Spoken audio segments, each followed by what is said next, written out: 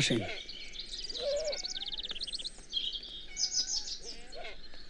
মা, মা সুরেখা, মা,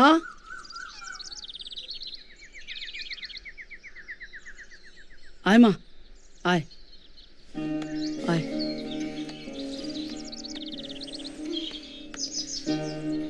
আমার মা সুরেখা। আপনি জিজ্ঞাসা করছিলেন না মাস্টারমশাই কেন মারা গেছেন? এও একটা কারণ। দেখতে পাচ্ছেন আরামজাদারা আমার মায়ের, এরা মায়েরও ছাড়ে না।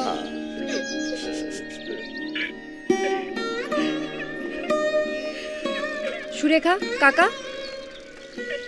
বরুণদার মৃত্যুর জন্য আজকে আমাদের সমাবেশ আছে, তারপর আমরা থানা ঘেরাও করব। কিংসুক এসে তোকে নিয়ে যাবে। কাকা তুমি আসবে কিন্তু। আর মাস্টারমশাইয়ের স্কুলের বন্ধু কলকাতা থেকে এসেছেন।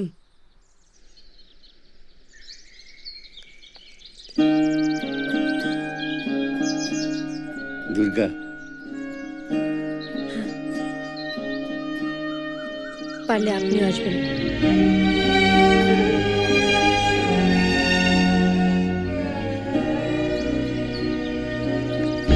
কাকে হারালাম আমরা? বরুণদাকে।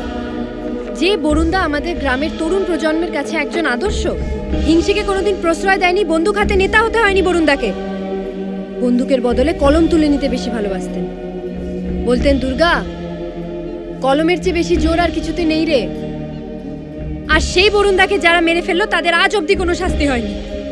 যখন বরুণদা চলে গেল তখন আমার মনে হয়েছিল আমরা কিচ্ছু করতে পারবো না এই জানোয়ারগুলোর বিরুদ্ধে, আর কি বা করবো। তখন বরুণদার বলা একটা কথা মনে পড়ে গেল।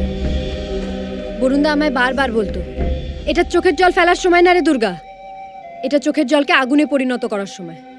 তোরা মেয়েরা এমন অনেক কিছু করতে পারিস যেটা আমরা ছেলেরা করতে পারি না। বরুণদা আমাদের সবাইকে স্বামী বিবেকানন্দের কথা শিখিয়েছে, উত্তিষ্ঠিত জাগ্রত, প্রাপ্য বরা নিবোধত। আমরা যদি মাথা উঁচিয়ে দাঁড়াতে পারি তাহলেই একমাত্র দোষীরা তাদের প্রাপ্য শাস্তি পাবে। আমরা মার খেতে বা প্রতিবাদ করতে পিছু পা হব না। আপনারা কি আছেন আমাদের সাথে?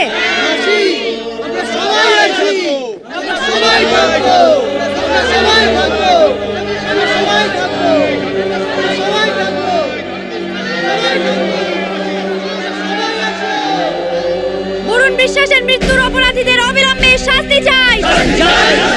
বরুণ বিশ্বাসের মৃত্যুর অপরাধীদের অবিলম্বে শাস্তি চাই।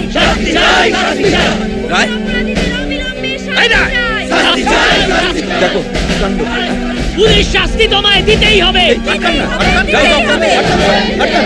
পুলিশ শাস্তি তোমায় দিতেই হবে। শাস্তি তোমায় দিতেই হবে। হবে হবে হবে।